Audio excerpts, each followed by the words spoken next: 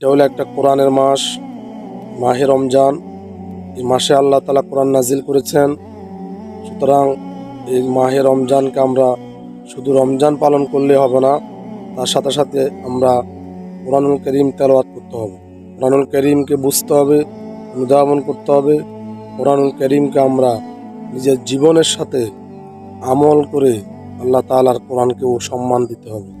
আমরা আজকে রোজা রাখি ঠিক, কিন্তু আমরা কোরআনুল কারীম তেলাওয়াত করি না, এটাকে মানি না। কোরআনুল কারীম আল্লাহ তাআলার পক্ষ থেকে একটা সিটি আমাদেরকে আল্লাহ দিয়েছেন। এই সিটিটাকে আমরা অবশ্যই পড়ে দেখতে হবে। এখানে আল্লাহ তাআলা কি বলেছেন, আমাদেরকে কি নির্দেশনা দিয়েছেন, সেই কথাগুলো আমাদের জীবনে বাস্তবায়ন করতে হবে। যদি আমরা কোরআনুল কারীম না মানি, তাহলে নবী করিম সাল্লাল্লাহু আলাইহি ওয়াসাল্লাম কিয়ামতের ময়দানে আপনার পক্ষ থেকে মামলা দায়ের করবে। আল্লাহ তাআলা আপনার জন্য, নবীজি আপনার জন্য মামলা দায়ের করবে। ক্বালা রাসূলুল্লাহ রাব্বিনা কওমি ইত্তাখাযু হাযাল কুরআনা মাহজুরা। নবী করিম সাল্লাল্লাহু আলাইহি ওয়াসাল্লাম, আল্লাহ আমার এই উম্মতগুলি আপনার কোরআন মানে নাই, এরা আপনার কোরআন অনুযায়ী জীবন গঠন করে নাই। মান আরদান যিকরি ফাইনাল মাঈশাতান দাঙ্কা ওয়া নাহশুরু ইয়াওমাল কিয়ামাতি আমা। আল্লাহ তাআলা বলতেছেন যে তোমরা যারা কোরআনুল কারীম অনুযায়ী চলবে না, আমল করবে না, আমার নির্দেশ অনুযায়ী জীবন গঠন করবে না, কিয়ামতের ময়দানে আমি আল্লাহ তাআলা তাদের দুনিয়াতেও তাদের জীবনকে আমি সংকুচিত করে দিব, আর কিয়ামতের ময়দানে আমি তাদেরকে অন্ধ অবস্থায় উঠাবো। সুতরাং আজকে আমাদের চোখ আছে, আমরা সব দেখি, কিন্তু কিয়ামতের ময়দানে আল্লাহ তাআলা আপনাকে অন্ধ অবস্থায় উঠাবো। কেন? কিন্তু আপনি কোরআন অনুযায়ী জীবন গঠন করেন না। এই পৃথিবীতে শুধু আপনি খেলেন আর ঘুমালেন, এতটুকু জীবনটা শেষ নয়। কোরআন কারীম অনুযায়ী আমাদেরকে আমাদের জীবন বাস্তবায়ন করতে হবে, সমাজ গঠন করতে হবে, রাষ্ট্র গঠন করতে হবে। এই কোরআন অনুযায়ী আমাদেরকে চলতে হবে।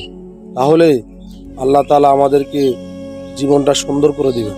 তাহলে আমরা আল্লাহ তাআলার কাছাকাছি যেতে পারবো। না হলেই আমরা অনেক দূরে আল্লাহ তাআলার কাছে আমরা আসামি হয়ে যাব। নবী করিম সাল্লাল্লাহু আলাইহি সাল্লাম যদি আপনার জন্য মামলা দায়ের করে, আপনার বাঁচার কোনো রাস্তা নাই। আল্লাহ তাআলা আপনাকে অন্ধ অবস্থায় উঠালে আপনার কোনো বাঁচার কোনো রাস্তা নাই। সুতরাং আমরা অমুকের কথা তমুর কথা না শুনে আল্লাহ তাআলার কথা শুনলেই, তার কথা অনুযায়ী আমরা জীবন গঠন করলেই আমরা তাহলেই ভালো মুসলিম হতে পারব।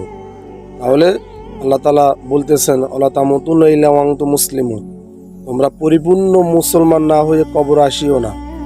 দুখুলু ফিস-সিলমি কাফা, তোমরা ইসলামের ভিতরে পরিপূর্ণ প্রবেশ করো। আংশিক প্রবেশ করলে হবে না। আল্লাহ তাআলা কোরআনুল কারীম পুরো পরিপূর্ণ আপনাকে আমল করতে হবে। ওয়াতুমিনুনা বিবাদিল কিতাব ওয়া তাকফুরুনা বিবাদ ওয়া মা জাযাউ মান ইয়াফআলু যালিকা মিনকুম ইল্লা খিজুন ফিল হায়াতিদ দুনিয়া ওয়া ইয়াওমাল কিয়ামাতি ইউরাদ্দুনা ইলা আশাদ্দিল আযাব।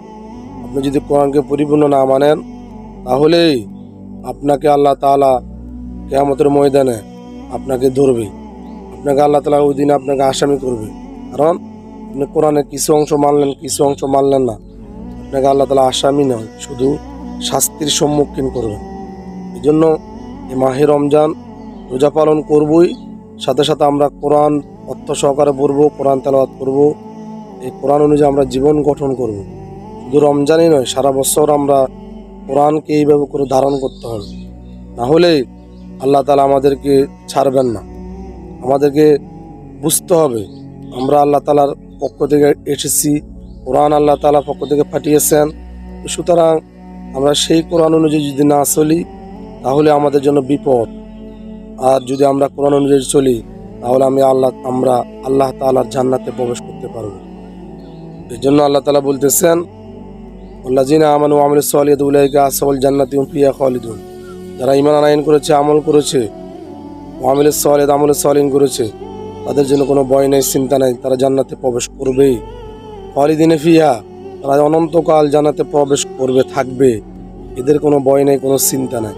সুতরাং আসুন আমরা এই মাহে রমজানকে কোরআন অনুযায়ী আমরা মাহে রমজানকে সাজাই, কোরআন তেলাওয়াত করি, কোরআন বুঝি, কোরআন অনুযায়ী জীবন গঠন করি। আল্লাহ তাআলা আমল করার তৌফিক দান করুক। আমিন।